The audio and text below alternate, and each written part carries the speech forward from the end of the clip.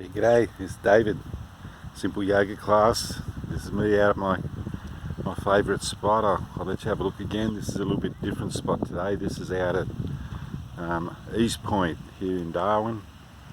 A lot more rocky. The tide's a long way out. We have 8 metre tides here in Darwin, so don't think it's out too far today. It's not 8 metres every day. Oh, I just want you to see my handsome face, but I'll put my sunglasses on. At least you know it's not. At least you know it's me now. Yeah, that's absolutely gorgeous out here. God's country. So this is just one of my musings, just sharing a little bit with what's on my mind today. I'm just going to sit down here and hopefully you'll see what's behind me, which is all good.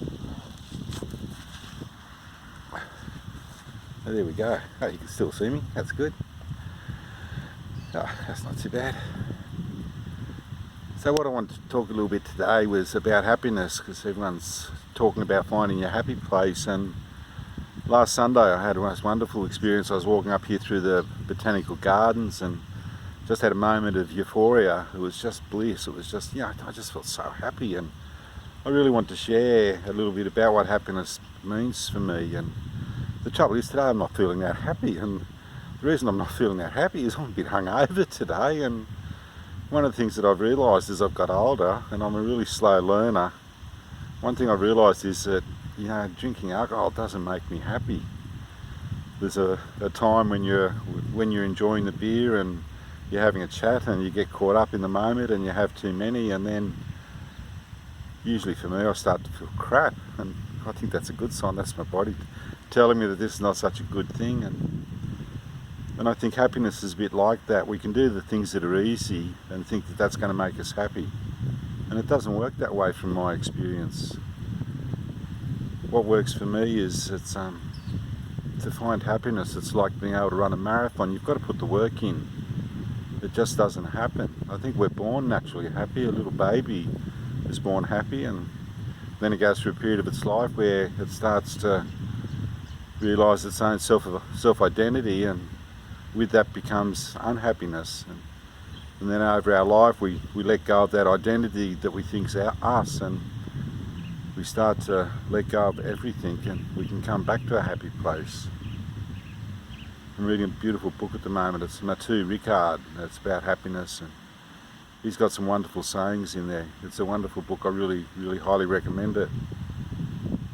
But the thing is that with happiness we can always think, well, if we lose 10 kilos, if we lose the partner that we've got, if we gained the new Porsche, if we gained the new SUV that we've always wanted, if we got the Ducati Monster or Suzuki Boulevard in my case, we can think of all the things that we want that we believe will make us happy. But the thing is that with all those material things that we seek and that we gain, it only takes 2 or 3 months and we're over it, and we're starting to think about the next thing that we want to get that's going to make us happy. And I think it's through the regular discipline of a spiritual practice, and for me, I'm calling it yoga, and I think it doesn't matter if you're Christian, Buddhist, Hindu or Muslim or of no name faith really, is to have a spiritual practice in your life. It's believing in something bigger than yourself. And then it's striving to be the best of that you can be. It's watching what we say, it's watching what we think. And my teacher, Mr. M, he used to say, there's no such thing as good thought or bad thought. It's only thinking that makes it so. So our thoughts come and our thoughts go, and some thoughts hook us and we start to reflect on it, start to worry it, really get caught up on this thought that's came to mind. And I think it's real practice of being able to let go of the thought and believe that worrying is not going to help anything. That's when we really start to grow. And I've had an interesting week. I was told that I needed to move out of the apartment that I'm in. So come next Sunday I'm moving out, and there's been an amazing set of coincidences that have happened that have allowed me to get another apartment on the same floor, and it's up the other end. It's just amazing.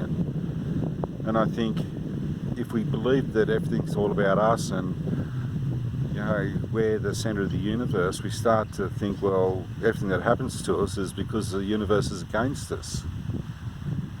That, you know, there was another gentleman that really needed the apartment that I was in, and his mother owned it, and he's moved into it, and it's really served him being able to move in, and I found another apartment on the same floor.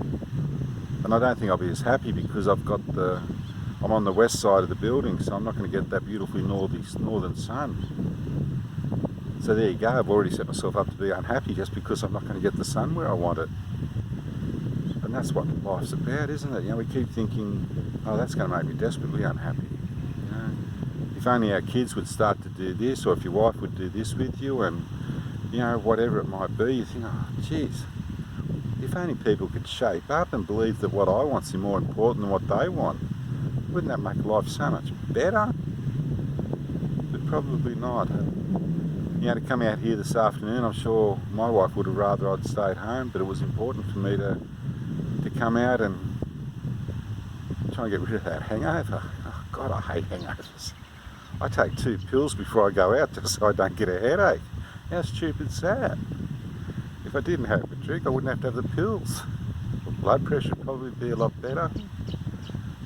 But you know what, we do what we do, and if we all see is that the play of the illusion of Maya, I think it is, it's something like that. But yeah, so that was just a bit of a rambling, bit of a musing, a bit of, you know, where I'm at. I believe that I'm in the happiest place I've been in my whole life, and I don't think I'm exaggerating that. And the thing is that, you know, for me to find my happy place, it might mean that other people aren't happy because I'm not living up to the expectation of, you know, doing what I've always done. And kids, my kids, if you're watching this, I really hope it resonates with you. I really encourage you to be everything you can be without worrying about what I'm thinking all the time. Yeah, so that's it. I'll just turn the camera around so you can just see that gorgeous sunset again.